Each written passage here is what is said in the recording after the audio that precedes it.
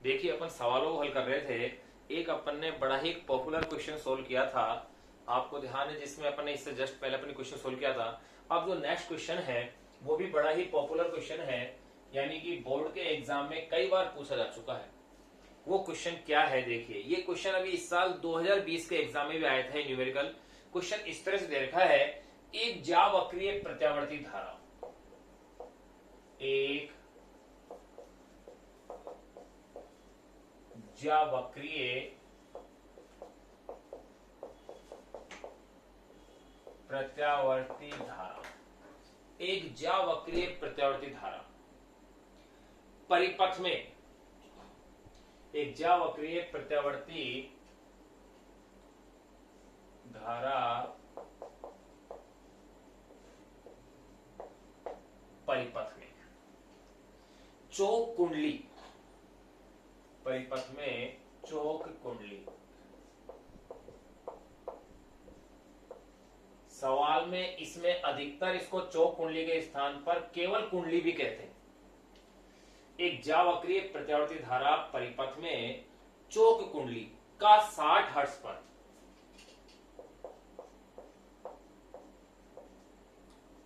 चौक कुंडली का 60 हर्ट्ज पर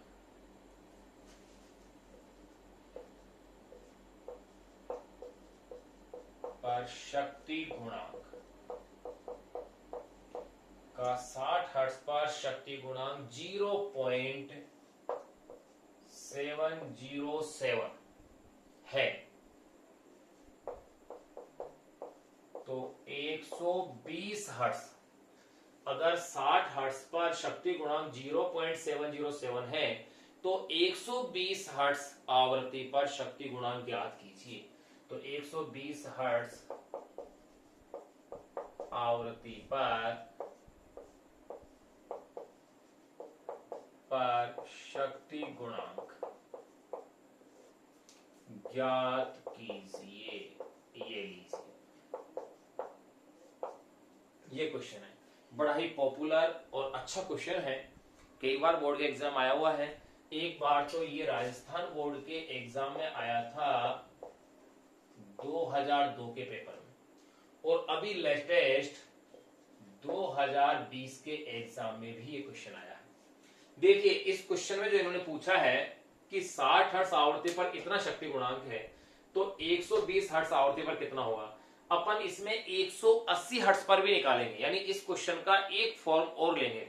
यह इन्होंने पूछा है कि 120 हर्ट्ज पर शक्ति गुणांक कितना होगा, अपन क्या ज्ञात करेंगे, 180 हर्ट्ज पर भी ज्ञात करेंगे, यानी कि इसी एक क्वेश्चन के दो पार्ट अपन सोल्व करेंगे। तो देखिए अकॉर्डिंग टू क्वेश्चन अपन बात करें, इस क्वेश्चन को सोल्व करें। क्वेश्चन है क्या, ये क्वेश्चन अपनी बुक में अनसोल्ड क्वेश्चन के रूप में भी दिया हुआ है, अनसोल्ड क्वेश्चन के रूप में भी एक क्वेश्चन दिया हुआ है। देखिए किस प्रकार सोल्व करेंगे।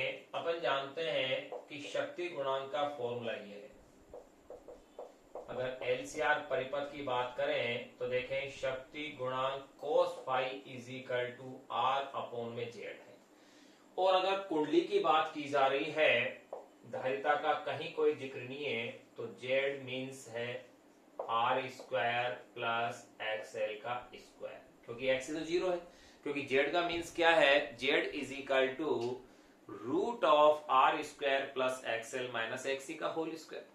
तो यहां पर एक्सी तो क्या है, जीरो है, क्योंकि जिक्र ही नहीं है उसका। अब देखिएगा शक्ति गुणांक cos phi is equal to R upon में Z is equal to R upon में root of R square plus XL का होल स्क्वायर यहां है।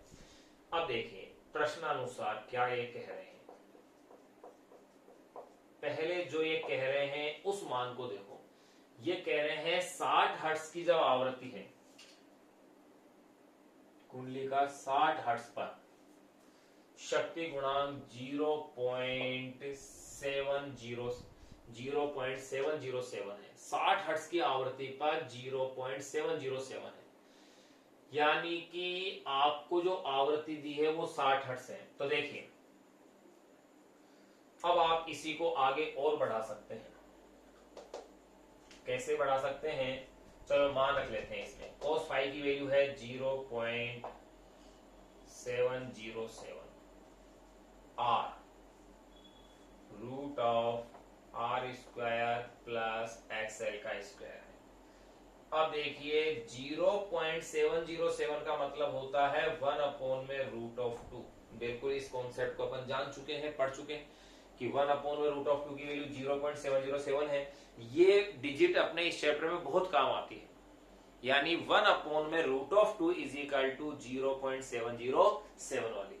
हाँ, अब आप देखेंगे r अपॉन में √r² प्लस एक्सएल का स्क्वायर, यानी आप इसे इस तरह से लिख सकते हैं √2, या यो कह दीजिए, चलो इसे यो कहते हैं √2r is equal to √r² plus XL का स्क्वायर। अंडरूट हटाने के लिए दोनों पक्षों का वर्ग कर दीजिए, तो ये हो गया है 2r का स्क्वायर r² प्लस एक्सएल का स्क्वायर। तो देखो इसके आगे का स्टेप क्या आ रहा है, इसके आगे का स्टेप ये आ गया कि 2r² में से r² गया, तो ये बच गया r² इज इक्वल टू एक्सएल², या यूं कह दीजिए r इज इक्वल टू क्या है, एक्सएल है। बिल्कुल सही बात है, यानी कि जब आवृत्ति 60 हर्ट्ज है, गौर करना, जब आवृत्ति 60 हर्ट्ज है तो 60 हर्ट्ज की आवृत्ति पर शक्ति गुणांक कितना है, 0.707, यानी कि इस स्थिति के अंदर r और एक्सएल का मान क्या है, बराबर है। ये चीज क्लियर हो गई। अब अपन एक्सएल की बात करें, देखो अब इससे आगे का पार्ट भाई मैं इधर लिख रहा हूं। अब इससे अगर मैं आगे की बात करता हूं तो आप क्या देखते हैं, r is equal to XL का मतलब है 2πfl। यहां से अब क्लियर है, अगर आवृत्ति जब 60 हर्ट्ज थी तो r इतना था, f थी। जब आवृत्ति f थी तो ये एक्सएल किसके बराबर था, r के। क्लियर, यानी जब आवृत्ति f है तो ऐसी स्थिति में एक्सएल r के बराबर है। लेकिन आवृत्ति दुगनी कर दी जाए, आवृत्ति दुगनी कर दी जाए तो एक्सएल का मान भी क्या हो जाएगा, 2r के इक्वल हो जाएगा। बस यही चीज यहां समझने की है कि मैं क्या कह रहा हूं, अगर आवृत्ति दुगनी, इस सवाल को और भी कई तरीके से कर सकते हैं, 10 से भी कर सकते हैं। पहले बुकों में ये सोल्ड एग्जाम्पल के रूप में क्वेश्चन था, तो वहां इसको 10 के रूप में भी हल कर सकते हैं निकाल करके, तो कई तरीके से कर सकते हैं। मैं आपको इजी मेथड बता रहा हूं कि यहां आप अब क्या देख रहे हैं, r is equal to 2πfl है, जो क्वेश्चन में दिया उसके अकॉर्डिंग। इसका मतलब ये है कि अगर इसको मैं डबल कर दूंगा तो ये डबल होते ही प्रतिरोध भी क्या हो जाएगा, डबल हो जाएगा। अगर इसको मैं 3 गुना कर दूंगा तो प्रतिरोध भी 3 गुना हो जाएगा। अब इस आधार पर अपन क्वेश्चन को सोल्व करते हैं, जो कि सरल तरीका है। तो देखिए इसका मतलब ये हुआ, आवृत्ति को 120 हर्ट्ज अर्थात दुगुना करने पर किसकी वैल्यू चेंज हो जाएगी, एक्सएल की। तो वो मैंने मान ली एक्सएल डैश है, तो ये किसके इक्वल हो जाएगा भैया, 2r के इक्वल हो जाएगा, क्योंकि डबल हो जाएगा नहीं। तो XL dash is equal to क्या हो जाएगा, 2r। तो देखो इसलिए XL is equal to 2r हो गया। तो अब देखो नंबर फर्स्ट, अब अपन पहला मान ज्ञात करें। पहला मान क्या ज्ञात करें, तो ऐसे लिख लिया यहां पर। तो देखो number first r is equal to 2fl आ गया। तो नंबर फर्स्ट, आवृत्ति को 120 हर्ट्ज अर्थात दुगना करने पर XL dash is equal to 2r। तो देखो शक्ति गुणांक भी मैंने ले लिया है cos phi डैश, तो r अपॉन में √r प्लस एक्सएल का डैश हो गया कि नहीं हो गया भाई। एक्सएल की जगह क्या लिखा जाएगा, एक्सएल का डैश। मैंने क्या कहा, पॉपुलर क्वेश्चन है भाई, एग्जाम में रिपीट होता रहता है। तो ये तो ऐसा क्वेश्चन है जो अपने नोट्स के अंदर थ्योरी के साथ साथ याद ही रहना चाहिए। अपॉन में √। अब आप इसमें वैल्यूज पुट कीजिए, देखो r², एक्सएल डैश की वैल्यू क्या है, 2r है। तो 2r का क्या कर रहे हैं आप, स्क्वायर है, तो यहां पर भी स्क्वायर होगा भाई, फॉर्मूले में स्क्वायर है। अब देखो आप r अपॉन में √r² प्लस 4r का स्क्वायर, यानी कि cos phi dash is equal to r upon में ये हो गया 4/5 √5r का स्क्वायर, r अपॉन में √5r, r से r कैंसिल, यानी इस स्थिति के अंदर शक्ति गुणांक आ गया मेरे पास 1 अपॉन में √5। लो यहाँ इस रूप में ये आंसर आप लिख के छोड़ सकते हैं, cos 5 days is equal to 1/√5, या इसकी वैल्यू भी निकाल सकते हैं। देखो 5 का रूट कितना होता है, 5 का रूट 2.236, 2.236। अब एक को डिवाइड कीजिए 2.236 से, तो ये आपके पास आएगा 0.447। इतना शक्ति गुणांक ही अपने पास आंसर आ जाएगा। वैसे आंसर आप यहां तक लिखेंगे तो भी सही है। फिर अगर मैं नंबर सेकेंड, इसने पूछा नहीं है भाई क्वेश्चन में, ध्यान रखना मैं अलग से करा रहा हूं इस चीज को। अगर आवृत्ति 180 हर्ट्ज कर दी जाए, अगर इसी क्वेश्चन में ये पूछ ले कि आवृत्ति 180 हर्ट्ज कर दी जाए तो कितनी गुनी हो गई भैया, 3 गुनी होगी। तो देखिए अगला पार्ट में ये कर रहा हूं, क्वेश्चन में पूछा नहीं है, मैं अलग से कर रहा हूं इसे। यहां देखो आवृत्ति 180 हर्ट्ज अर्थात 3 गुनी कर दी जाए, तो अगर 3 गुनी कर दी जाए तो अब की बार एक्सएल डबल डैश अगर मैं उसे मान लूं तो एक्सएल डबल डैश क्या हो जाएगा, 3r हो जाएगा। और अगर ऐसा है तो देखो cos 5 double dash r upon में रूट ऑफ, फॉर्मूले में क्या है, r का स्क्वायर है भैया, तो यहां क्या लिखेंगे, cos 5 dash is equal to r upon में r स्क्वायर एक्सएल डैश का स्क्वायर। तो यहाँ cos 5 double dash is equal to ये हो जाएगा r square plus XL dash का स्क्वायर का मतलब 3r का स्क्वायर, यानी कि 9r स्क्वायर। अब मेरे पास जो वैल्यू आएगी वो आएगी 1/√10, 1/√10 यानी कि 0.316। ये लो, ये अपने पास में एक एक्स्ट्रा पार्ट इसको हल कर दिया कि अगर ये 180 हर्ट्ज कह दे तो आंसर क्या आएगा। तो ऐसी स्थिति में आंसर ये आएगा, जबकि 120 हर्ट्ज पर ये आंसर आएगा। ये अपने पास एक बोर्ड का एक बहुत ही अच्छा क्वेश्चन था जो अपन ने सोल्व कर लिया है। अब इसमें एक नेक्स्ट क्वेश्चन और देखते हैं। वो एक ऐसा क्वेश्चन अपन ले रहे हैं जिसमें विशेषता गुणांक भी आ जाए। ध्यान रहे विशेषता गुणांक पर आधारित 2 एग्जाम्पल जो अपनी बुक में दे रखे हैं, दोनों इजी एग्जाम्पल हैं, उनको आप सोल्व करके जरूर देखें। अब अपन जो नेक्स्ट जो क्वेश्चन है उसकी अपन चर्चा कर रहे हैं जो कि अनसोल्ड है। इस क्वेश्चन के बाद, नेक्स्ट क्वेश्चन के बाद फिर अपन नेक्स्ट जो टॉपिक है वो है ट्रांसफार्मर, उसको अपन पढ़ेंगे जो कि इस चैप्टर का लास्ट टॉपिक है।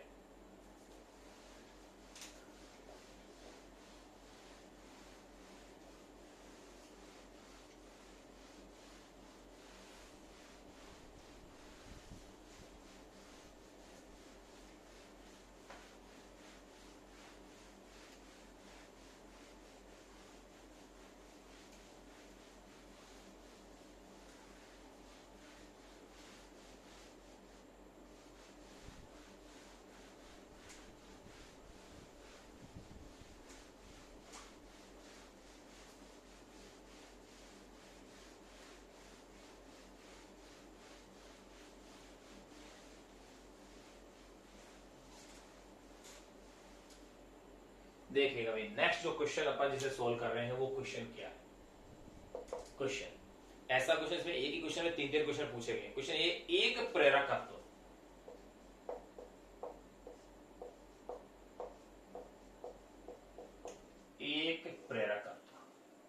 जिसके लिए स्वेपन गुणांक दिया हुआ है, एक प्रेरकत्व L is equal to 200 milli henry, 200 milli henry, ये अपन को L दे रखा है। C दिया हुआ है 500 माइक्रोफेरड, 500 माइक्रोफेरड, और R दे रखा है 10 ओम, 10 ओम। श्रेणी क्रम में 100 वोल्ट के एसी स्रोत से जुड़े हैं।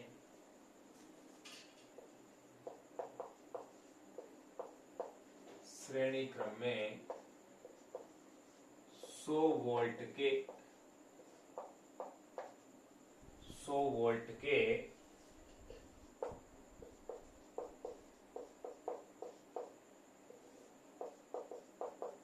प्रत्यावर्ती स्रोत से जुड़े हैं, 100 वोल्ट के प्रत्यावर्ती स्रोत से जुड़े हैं। तो तो ज्ञात कीजिए।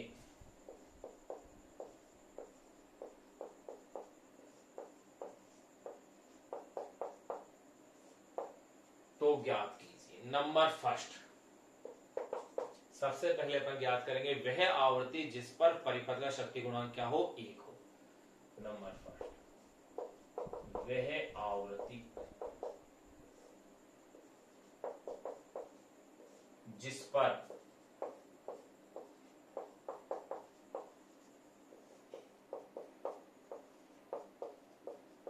परिपथ का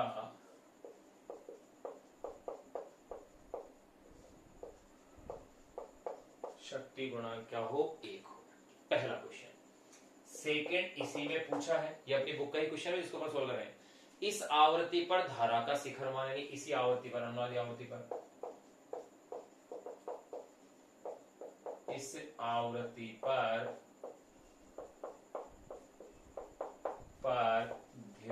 धारा का शिखर मान। देखो एक क्वेश्चन तो इजी है लेकिन कॉन्सेप्चुअल क्वेश्चन है। अगर अपन कॉन्सेप्ट के बेस पर इस क्वेश्चन को सोल्व करेंगे तो ये क्वेश्चन अपने लिए बहुत ही आसान और इजी क्वेश्चन होगा। कैसे होगा देखो अभी सोल्व करेंगे। नंबर थर्ड, इसने इसी के अंदर अपन से जो पूछा है धारा का शिखर मान पूछ लिया, फिर पूछा है विशेषता गुणांक यानी कि क्वालिटी फैक्टर, विशेषता गुणांक। ये क्वेश्चन है। अब इस क्वेश्चन को अपन सोल्व करते हैं।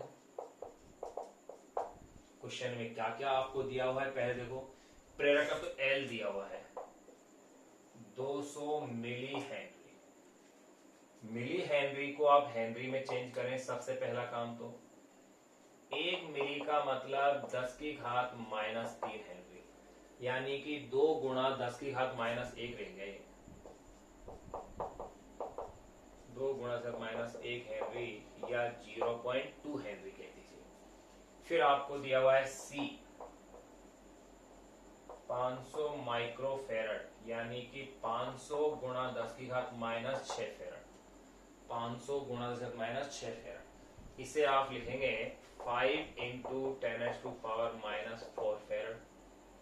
R आपको दिया हुआ है ये 10 ओम दिया था। अब देखें, हाँ V भी दे रखा है। कितना दे रखा है भाई V? 100 वोल्ट दिया हुआ है। ध्यान रहे जो मान दिया गया होता है वो सदैव कौन सा मान लेते हैं अपन? वर्ग माध्य मूल मान होता है। अगर कुछ भी नहीं कहा है, जैसे अपन एक क्वेश्चन किया था बोर्ड में आया हुआ 2020 में, उन्होंने कहते हैं कि कार्यहीन धारा का या वाटहीन धारा का मान ज्ञात कीजिए। मतलब कौन सा मान ज्ञात करना था? उसका वर्ग माध्य मूल मान। तो आपको भी जो मान दिया गया है वो है VRMS, जो कि आपको दिया है 100 वोल्ट। ये लीजिए, ये आपको VRMS 100 वोल्ट दिया है। अब एक एक करके अपन इसे हल करते हैं। नंबर फर्स्ट, वह आवृत्ति जिस पर परिपथ का शक्ति गुणांक 1 हो। तो देखो भैया, शक्ति गुणांक 1 परिपथ का कब होता है? अनुनाद की अवस्था में, क्योंकि अनुनाद की अवस्था में Z का मान R के बराबर होता है। cos phi = R/Z। शक्ति गुणांक 1 कब होता है? अनुनाद की अवस्था में होता है। बस यह हिंट मिल गया अपन को कि शक्ति गुणांक 1 हो, यानी कौन सी आवृत्ति पूछ रहे हैं? अनुनादी आवृत्ति। तो देखो अपन कैसे लिखेंगे, देखें, शक्ति गुणांक 1 होने का तात्पर्य है कि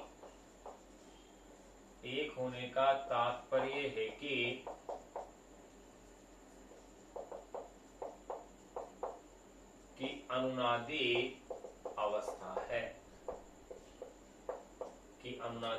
अवस्था है,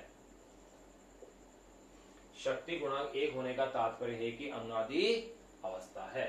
अतः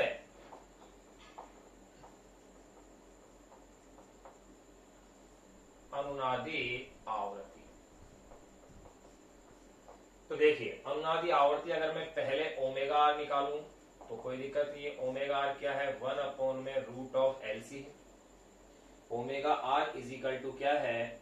1/√LC। तो देखो पहले इसका मान निकाल के देख ले। L की वैल्यू कितनी दी हुई है भैया? मुझे 0.2 दी हुई है, बिल्कुल दी हुई है। फिर C की भी वैल्यू है मेरे पास, कितनी है C की वैल्यू? 5 इंटू 10⁻⁻⁴। देखिए अब इसे अपन हल करते हैं। 0.2 इंटू 5 ये हो गया है 1 इंटू 10⁻⁻⁴। 10⁻⁻⁴ का वर्गमूल क्या आएगा? 10⁻²। -2 को ऊपर ले जाएंगे तो प्लस के 2, यानी कि 100 रेडियन प्रति सेकंड। ये अपने पास ओमेगा आर आ गया है। अगर ओमेगा आर आ गया है, अगर एफ आर निकालना हो तो देखो F R is equal to अपन जानते हैं ओमेगा आर अपॉन में 2 पाई। आप डायरेक्ट भी निकाल सकते हैं एफ आर, लेकिन ओमेगा आर इसलिए निकाला क्योंकि काम आएगा मेरे पास आगे सवाल में, मुझे पता है। तो इसका मतलब F R is equal to 1 upon में 2 पाई रूट ऑफ एलसी से भी ज्ञात कर सकते हैं और इससे भी ज्ञात कर सकते हैं। ये आपके पास है 102, पाई की वैल्यू है 3.14, 50 अपॉन में 3.14, 50 को डिवाइड कीजिए 3.14 से। अगर अपन इसको इससे डिवाइड करते हैं तो ये आएगा 15.92 हर्ट्ज। ये आवर्ती, कोई सी भी आवर्ती पूछी गई हो आप बता सकते हो। ये भी मान निकाल लिया अपन ने, ये भी निकाल लिया। फिर नंबर सेकंड, इस आवर्ती पर धारा का शिखर मान, ये लो। अगर इस आवर्ती पर देखो, फिर हिंट दे दिया, इस आवर्ती का मतलब अनुनादी आवर्ती, और अनुनादी आवर्ती पर प्रतिबाधा का जो मान होता है वो मान होता है प्रतिरोध के बराबर। तो देखें, शक्ति गुणन 1 होने का तात्पर्य है कि अनुनादी अवस्था है, अतः अनुनादी आवर्ती, ये तो अपन निकाल ली। अब फिर क्या कह रहे हैं, इस आवर्ती पर धारा का शिखर मान। तो देखो, चूंकि अनुनादी आवृत्ति पर Z is equal to R, इसलिए I naught is equal to क्या लेंगे, V नोट अपॉन में R ही हो जाएगा। भाई वैसे तो V नोट अपॉन में Z है, लेकिन आप क्या देखोगे, Z का मान तो क्या रखोगे आप, चलो मान दोनों का ही रख देते हैं। यहां पर भी गौर करने वाली बात है, आपको दे रखा है VRMS। देखो क्वेश्चन सरल है लेकिन थोड़ा सा ट्विस्ट है, और वो ट्विस्ट ही अपन को समझना है, यानी थोड़ा सा ट्रिकी है कि VRMS दिया हुआ है नहीं कि V नोट, और पूछा क्या है इसने, शिखर मान पूछा है, यानी कि VRMS।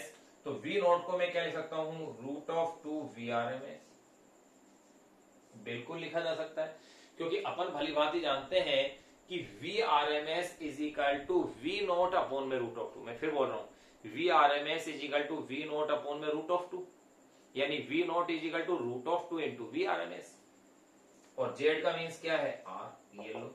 तो अब देखो वैल्यूज आप इसमें क्या करें भाई, इनकी पुट कर दें। वैल्यू पुट करते हैं तो √2 की वैल्यू होती है 1.414, VRMS आपको दिया हुआ है 100, R की वैल्यू दी हुई है 10, एक जीरो से एक जीरो कैंसिल, 10 को इससे मल्टीप्लाई करें 14.14 एम्पियर। ये धारा का मान भी आ गया, धारा का शिखर मान। फिर इसके बाद नंबर थर्ड जो ये पूछ रहे हैं वो है विशेषता गुणांक।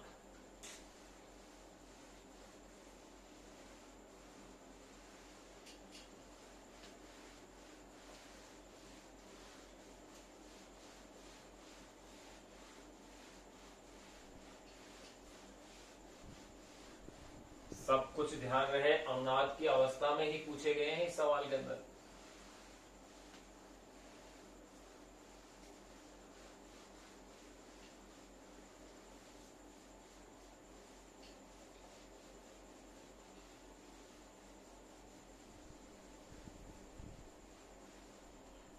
तो देखें, नंबर थर्ड जो इसमें ज्ञात करवाना ये चाहते हैं वो है विशेषता गुणांक।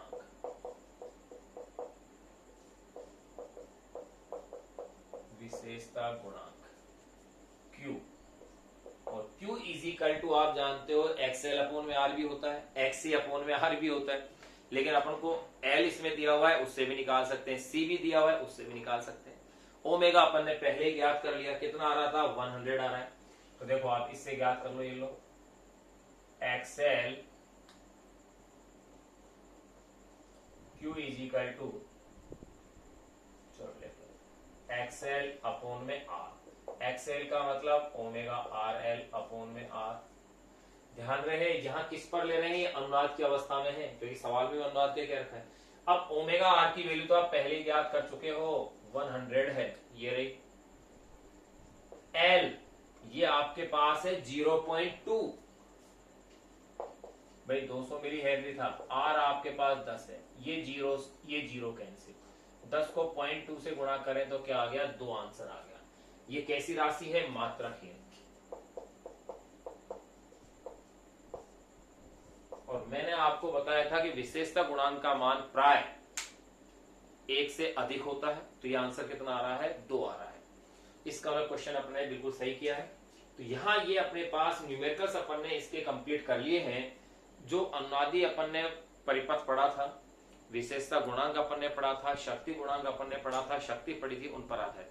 अब अपन बात करेंगे लास्ट टॉपिक ट्रांसफार्मर की, कि ट्रांसफार्मर है क्या।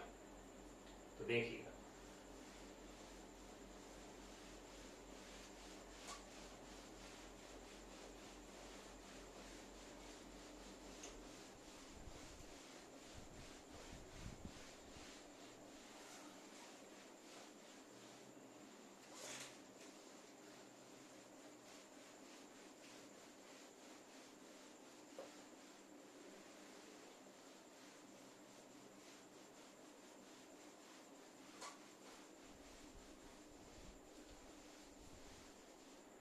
देखिए अब जो टॉपिक अपन शुरू करने जा रहे हैं वो टॉपिक है ट्रांसफार्मर।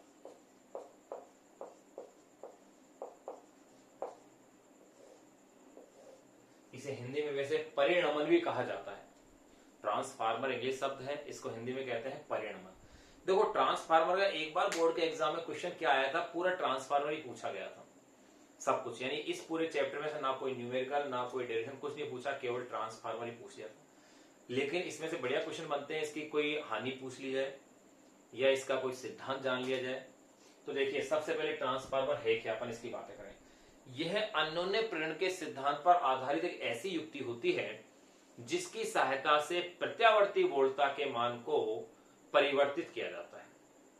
जिसकी सहायता से प्रत्यावर्ती वोल्टता के मान को क्या किया जाता है, परिवर्तित किया जाता है। फिर अपन बात करें इसकी बनावट की, तो इसमें कच्चे लोहे की पत्तियों को पटलित रूप यानी एक के ऊपर एक रख करके एक रोड बनाई जाती है। उसकी जो आमने सामने की जो भुजाएं होती हैं उन पर तांबे के विद्युत रुद्ध तार लपेटे जाते हैं और ये कुंडली के रूप में जो लपेटे जाते हैं, जिस कुंडली से होकर के इसमें से प्रत्यावर्ती धारा निवेशित होती है वो कुंडली कहलाती है प्राथमिक कुंडली, और जिसमें से निर्गत होती है वो कहलाती है द्वितीय कुंडली। ये पहले बनावट है। फिर अपन इसके सिद्धांत की और इसकी कार्यविधि की चर्चा करेंगे, एक एक पॉइंट अपन जान लें। तो देखो ट्रांसफार्मर है क्या, अन्योन्य प्रेरण के सिद्धांत पर आधारित, अन्योन्य प्रेरण के सिद्धांत पर आधारित वह विद्युत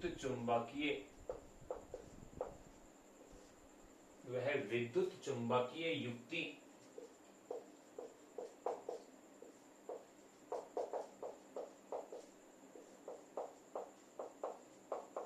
जिसकी सहायता से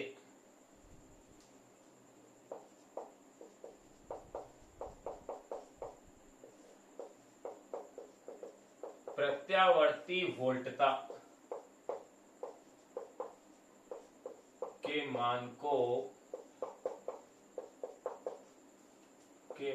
को परिवर्तित किया जाता है।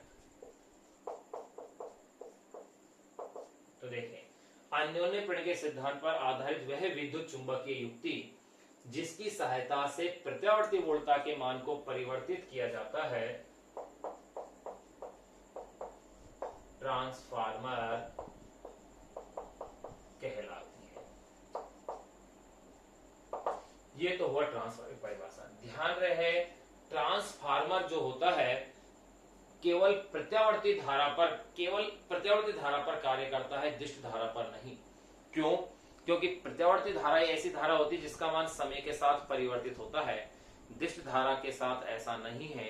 और जब धारा के मान में परिवर्तन नहीं होगा तो ऐसी स्थिति में अन्योन्य प्रेरण की घटना भी नहीं होगी, क्योंकि अपन ने पढ़ा है अन्योन्य प्रेरण में पास पास स्थित दो कुंडलियों में से किसी एक कुंडली में प्रवाहित धारा के मान में परिवर्तन होने पर दूसरी कुंडली में प्रेरित विद्युत वाहक बल या प्रेरित धारा के उत्पन्न होने की घटना को ही क्या कहते हैं, अन्योन्य प्रेरण कहते हैं। तो जब इसमें दिष्ट धारा अगर अपन काम में लेंगे तो इसमें अन्योन्य प्रेरण की घटना ही नहीं होगी, जबकि ये किस पर आधारित है, अन्योन्य प्रेरण के सिद्धांत पर। तो ये पॉइंट अपन को विशेष ध्यान रखना है कि यह केवल प्रत्यावर्ती धारा पर कार्य करता है, दिष्ट धारा पर नहीं। यह केवल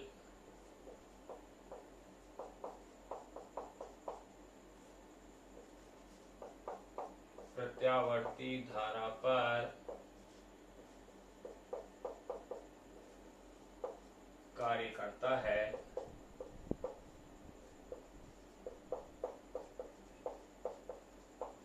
दिष्ट धारा पर नहीं। ये अपन ने इसके बारे में इंट्रोडक्शन कर लिया है। अब अपन बात करेंगे इसकी बनावट की, इसकी बनावट या रचना है क्या। तो देखिए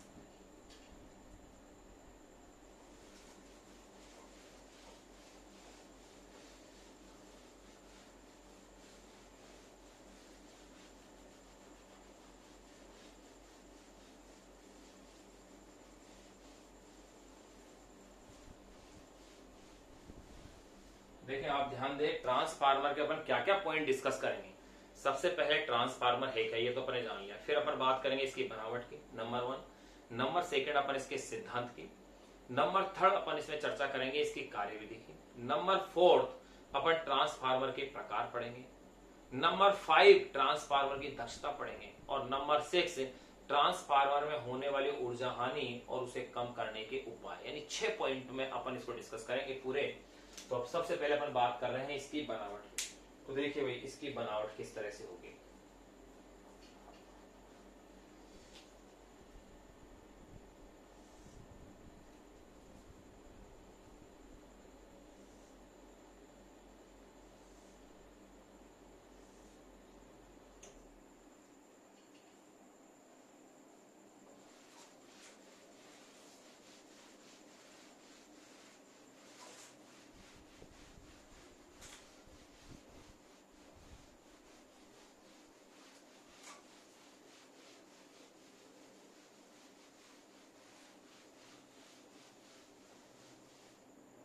देखिए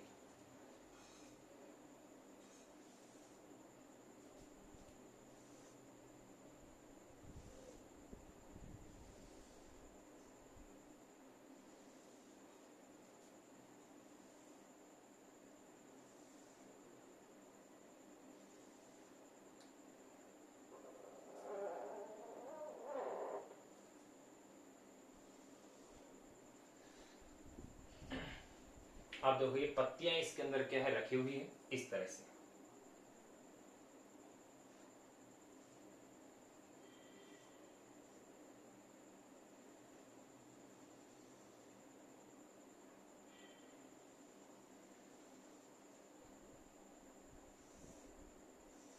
इस तरह से इसमें एक के ऊपर एक क्या है, पत्तियां रखी हुई है।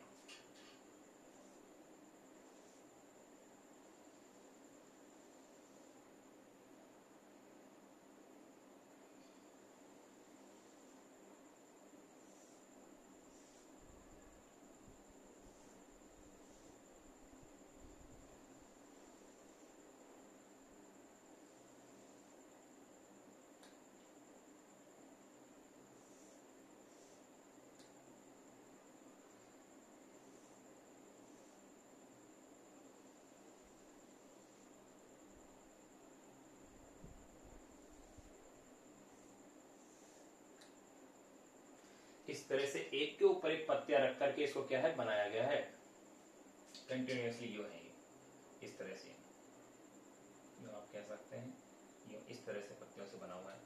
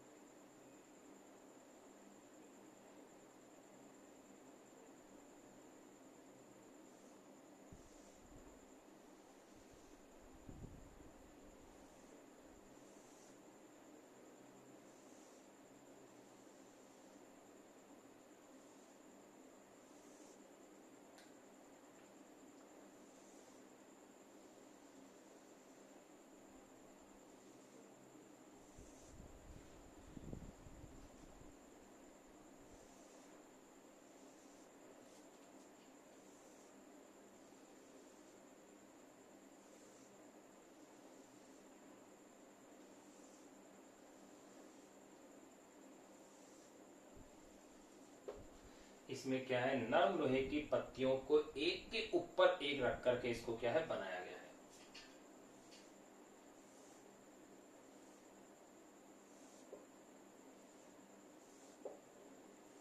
इस तरह से ये एक के ऊपर एक क्या रखी हुई है, नरम लोहे की पत्तियां रखी हुई है। नरम लोहे की पत्तियों को रख करके क्या बना दी गई है, क्रोड बना दी गई है। अब इस क्रोड में यहां जो इससे अब एक कुंडली आप जोड़ दीजिए, ये यहां हो गई निवेशी वोल्टा। अगर अपन इसमें प्रवेशित करते हैं या ये कह सकते हैं निवेशी वोल्टा इन दो टर्मिनल के मध्य,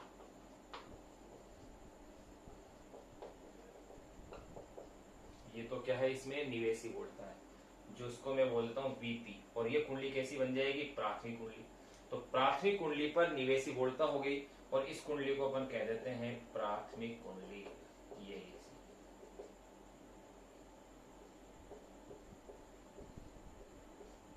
प्राथमिक कुंडली। यहां जहां से निर्गत वोल्टा होगी वो कहलाएगी द्वितीय कुंडली।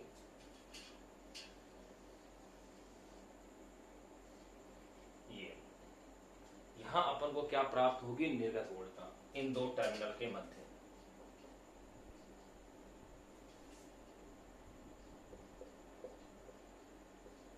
इन दो टर्मिनल के मध्य ये हो जाएगी अपने पास यहां निर्गत वोल्टा,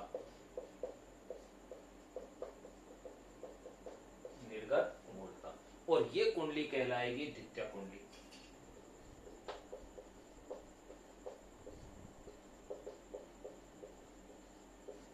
ये अपन ने ट्रांसफार्मर बना लिया है। अब एक चीज और देखिएगा, ट्रांसफार्मर अपन इस प्रकार से है, लेकिन अगर परिपथ में बनाना पड़ा तो अपन बार बार ट्रांसफार्मर चित्र ऐसे थोड़ी बनाएंगे इतना बड़ा। उसके लिए अपन संकेत के रूप में ऐसे लेते हैं।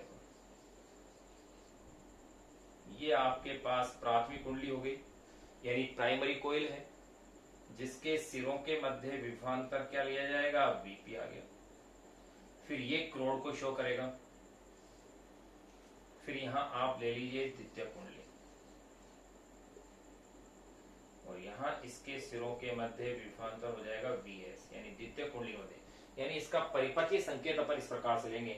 इन कुंडलियों की संख्या के आधार पर ट्रांसफार्मर के दो प्रकार होंगे, उच्चाई ट्रांसफार्मर और अपचाई ट्रांसफार्मर, यानी step up transformer, step down transformer. ये होंगे इसकी कुंडलियों की संख्या के आधार पर। जब अपन ट्रांसफार्मर के प्रकार पढ़ेंगे तब अपन इस चीज को जानेंगे कि प्राथमिक कुंडली में फेरों की संख्या द्वितीयक से ज्यादा हो तो ट्रांसफार्मर का प्रकार कौन सा होगा, प्राथमिक में द्वितीयक से कम हो तो ट्रांसफार्मर का प्रकार कौन सा होगा। ये अपन ट्रांसफार्मर के प्रकार जानेंगे। यहाँ केवल अपन केवल क्या लिख रहे हैं, संकेत ही लिख रहे हैं। तो देखिए अपन ट्रांसफार्मर में अब जो टॉपिक अपन पढ़ रहे हैं वो है इसकी बनावट। बनावट में अपन ने चित्र बना ही लिया है,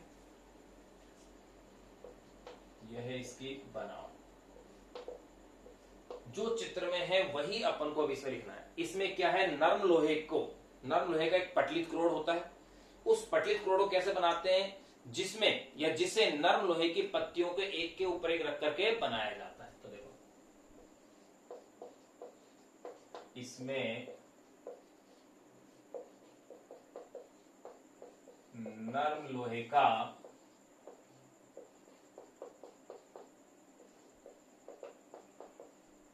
पटलित क्रोड होता है। इसमें नरम लोहे का पटलित क्रोड होता है जिसे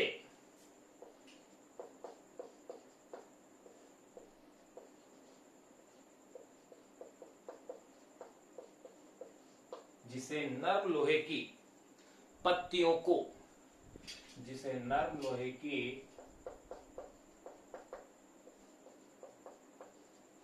पत्तियों को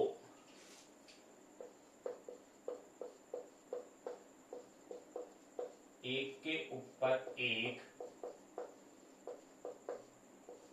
रखकर बनाया जाता है।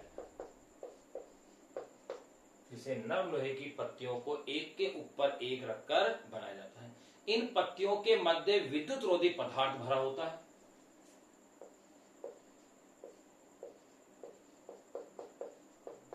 इन पत्तियों के मध्य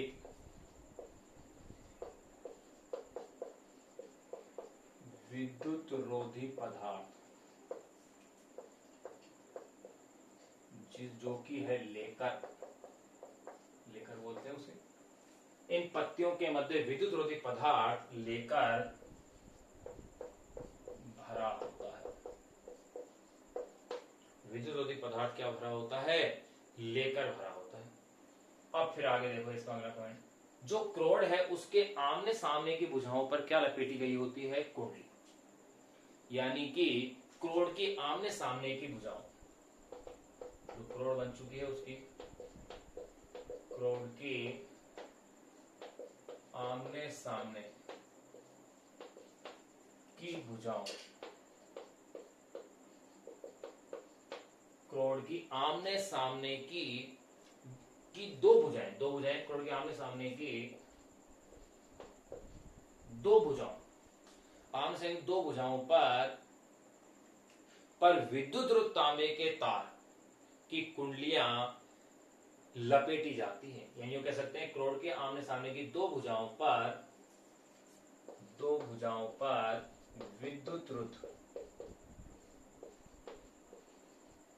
विद्युत रुद्ध तांबे के तार की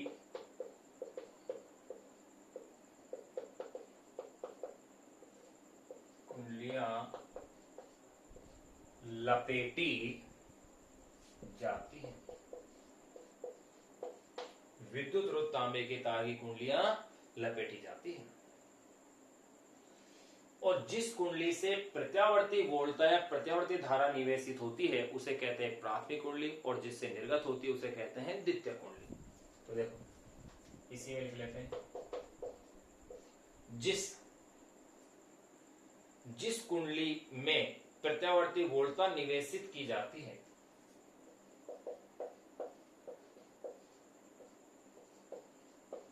जिस कुंडली में प्रत्यावर्ती वोल्टता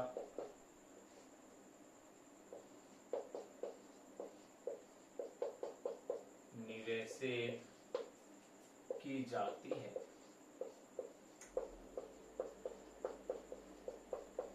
उसे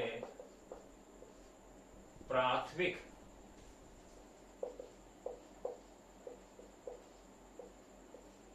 कुंडली पी, उसे क्या कहते हैं? प्राथमिक कुंडली पी एवं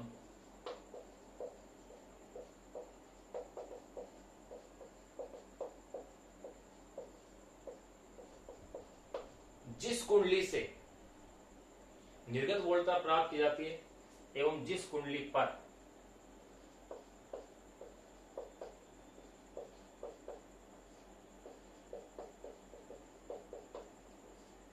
कुंडली पर निर्गत वोल्टता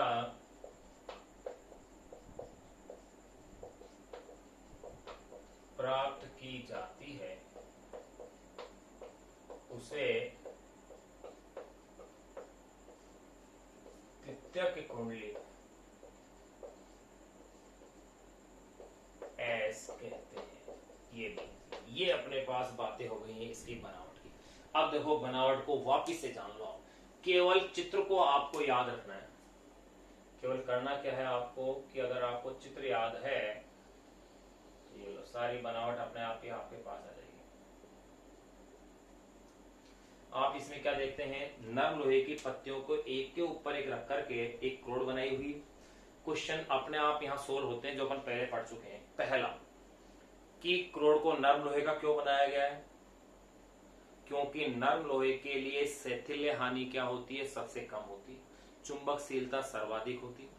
दूसरा, इनको पटलित क्यों बनाया गया है? भंवर धारा हानि को कम करने के लिए। अपन भंवर धारा एडी करंट में इस चीज को अपन डिस्कस कर चुके हैं कि भंवर धारा हानि को कम करने के लिए क्रोड को कैसा बनाया जाता है? पटलित बनाया जाता है, एक के ऊपर एक रख करके, बजाय उसे एक धातु का पूरा क्रोड काम में लेने के बजाय एक पत्तियों के रूप में काम में लेते हैं। इसे कीलक के द्वारा कस दिया जाता है, मैंने बता रखा था आपको।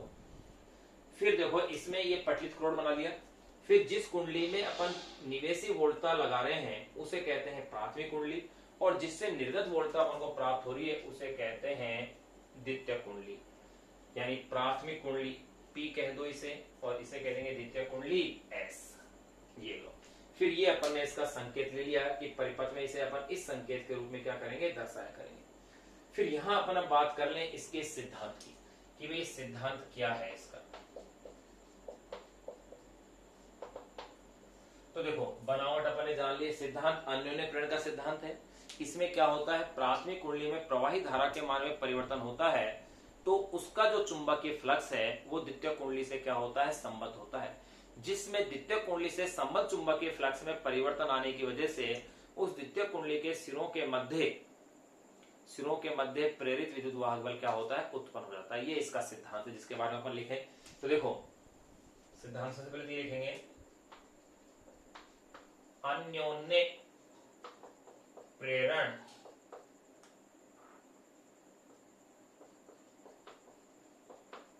के सिद्धांत पर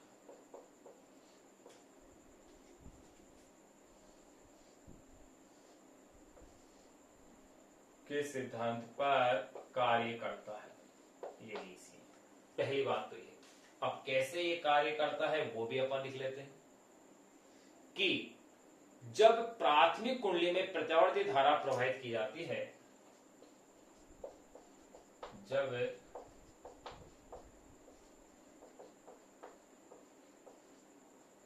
प्राथमिक कुंडली में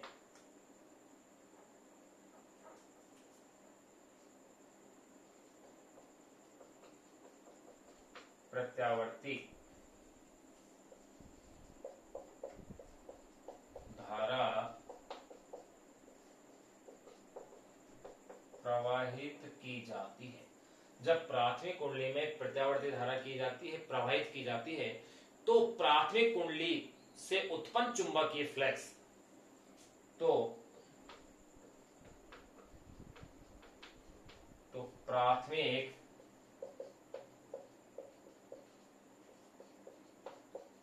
कुंडली से उत्पन्न चुंबकीय फ्लक्स, तो प्राथमिक कुंडली से उत्पन्न चुंबकीय फ्लक्स क्रोड द्वारा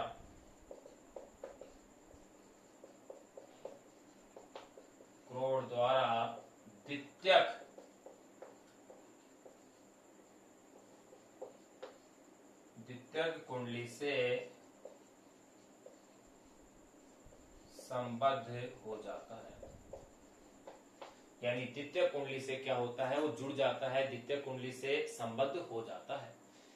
अब देखो द्वितीय कुंडली से संबद्ध होता है, इस परिवर्तनशील चुंबकीय फ्लक्स के कारण द्वितीय कुंडली के सिरों के मध्य विद्युत वाहक बल क्या होता है, प्रेरित होता है। तो इसका मान समय के साथ चेंज होगा। इस परिवर्तनशील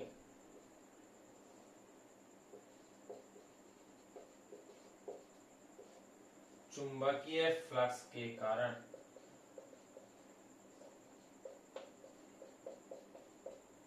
इस परिवर्तनशील चुंबकीय फ्लक्स के कारण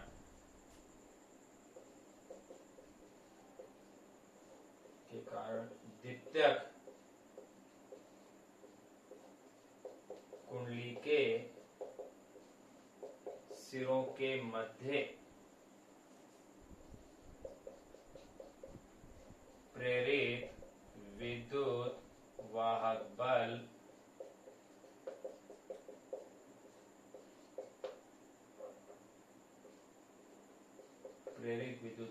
प्रेरित होता है। प्रेरित विद्युत वाहक बल क्या होगा, इसमें द्वितीय कुंडली के सिरों के मध्य प्रेरित वाहक बल क्या होगा, प्रेरित हो जाएगा। किसके नियम से, फैराडे के नियम से। के मध्य प्रेरित विद्युत वाहक बल प्रेरित होता है। अब देखिएगा जिसकी आवृत्ति, जो प्रेरित वाहक बल प्रेरित होता है उसकी आवृत्ति प्राथमिक कुंडली में प्रवाहित धारा की आवृत्ति के क्या होती है, तुल्य होती है। प्रेरित होता है।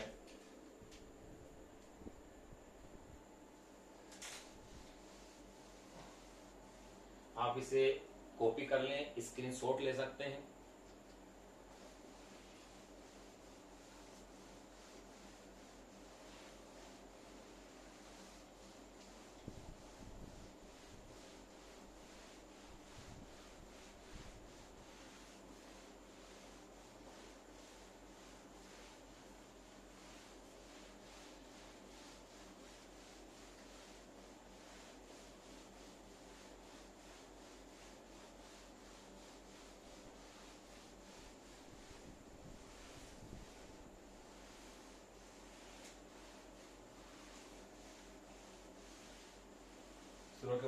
प्रेरित वाल्व प्रेरित होता है।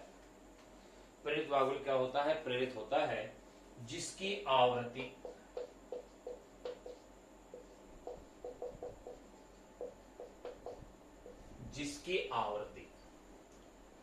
प्राथमिक कुंडली में प्रवाहित धारा की जिसकी आवृत्ति प्राथमिक कुंडली में प्रवाहित धारा की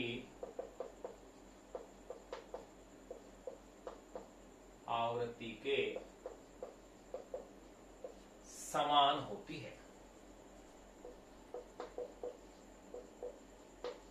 इसका मतलब ट्रांसफार्मर में निवेशित प्रत्यावर्ती धारा की आवृत्ति में कोई परिवर्तन नहीं आता है, यानी आवृत्ति चेंज इसमें नहीं होती है। केवल किसको चेंज करता है? वोल्टता को। और ये कह सकते हैं धारा को चेंज करता है, उसकी आवृत्ति में कोई चेंज नहीं करता है, समान होती है। अतः आप यूं कह सकते हो, अतः ट्रांसफार्मर में निवेशित प्रत्यावर्ती धारा की आवृत्ति अपरिवर्तित रहती है। अतः ट्रांसफार्मर में निवेशित प्रत्यावर्ती धारा की आवृत्ति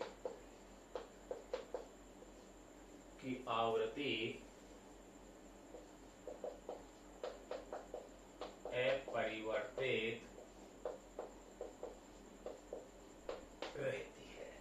तो यहां अपन ने ट्रांसफार्मर की बनावट भी जान ली है, इसके सिद्धांत को भी जान लिया है। अब अपन बातें करेंगे इसकी कार्यविधि की। कार्यविधि होता क्या? देखो, अपन आदर्श ट्रांसफार्मर की बात करें तो आदर्श ट्रांसफार्मर यानी ऐसा ट्रांसफार्मर जिसके लिए प्राथमिक कुंडली का चुंबकीय फ्लक्स पूरी तरह से अगर द्वितीय कुंडली से संबद्ध हो जाता है तो वो आदर्श ट्रांसफार्मर कहलाता है। यानी चुंबकीय फ्लक्स का किसी भी प्रकार का क्षय नहीं हो, किसी भी प्रकार के चुंबकीय फ्लक्स की हानि नहीं हो, तो वो आदर्श ट्रांसफार्मर कहलाता है। आदर्श ट्रांसफार्मर में अपन ये मानते हैं, अगर प्राथमिक कुंडली में फेरों की संख्या Np हो तो फेराडे और लेंज के नियम से उसके सिरों के मध्य या फेराडे के नियम से प्राथमिक कुंडली के सिरों के मध्य विद्युत वाहक बल जो होगा वो होगा epsilon P is equal to minus N NP d phi upon में dt, और द्वितीय कुंडली के लिए होगा epsilon S is equal to minus NS d phi upon में dt। अब अपन जानते हैं आदर्श स्थिति में विद्युत वाहक बल किसके बराबर होगा? इनके विभवांतर के तुल्य होगा। तो ये पॉइंट अपन लिख लेते हैं पहले।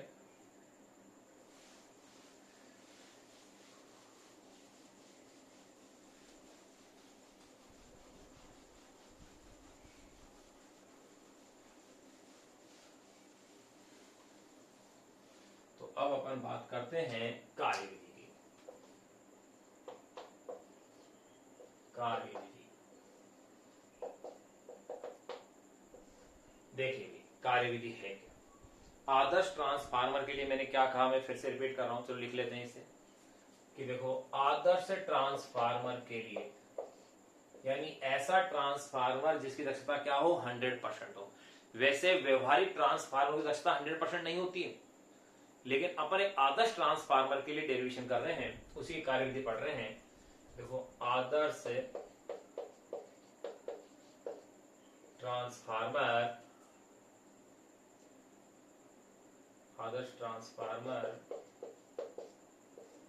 जिसकी दक्षता 100% होती है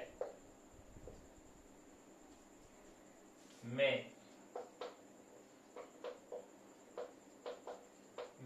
प्राथमिक कुंडली का चुंबकीय फ्लक्स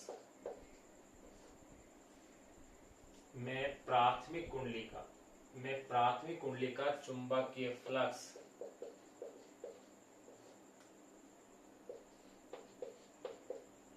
पूर्णतः द्वितीयक पूर्णतः द्वितीयक कुंडली से संबद्ध होता है। ध्यान रहे, मैं सारे पॉइंट्स बोर्ड पे लिख रहा हूं, आप इसको कंटिन्यू इसको नोट करें, बिल्कुल ये आपके नोट्स ही लिख रहा हूं मैं कंप्लीट पूरी तरह से। पूर्णतः द्वितीयक कुंडली से संबद्ध होता है। यदि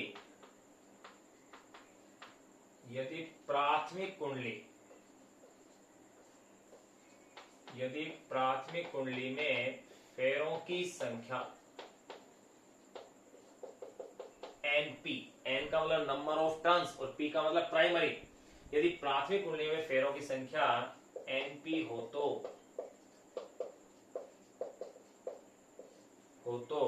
प्राथमिक कुंडली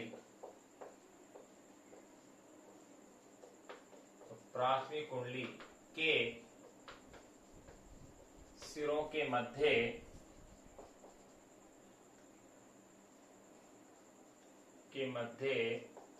विद्युत वाहक बल एप्सिलॉन P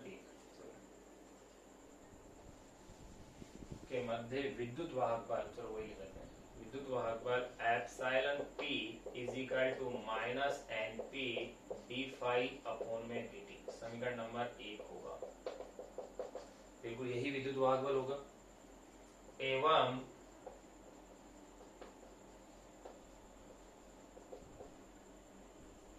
द्वितीयक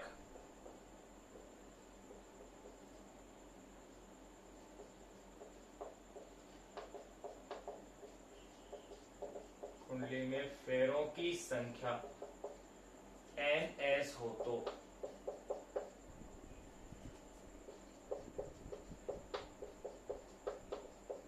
उसके सिरों के मध्य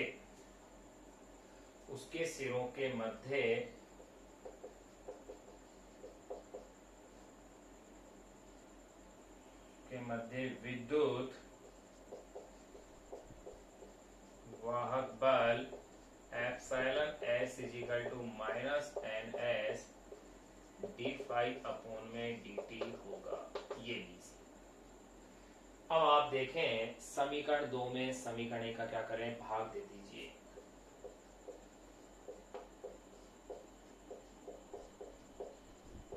समीकरण 2 में समीकरण 1 का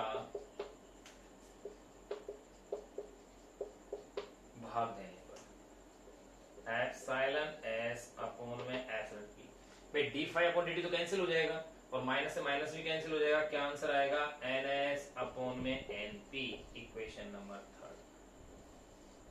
यहां अपने पास ये आ गया है एप्सिलॉन S अपॉन में epsilon P is equal to NS upon में NP।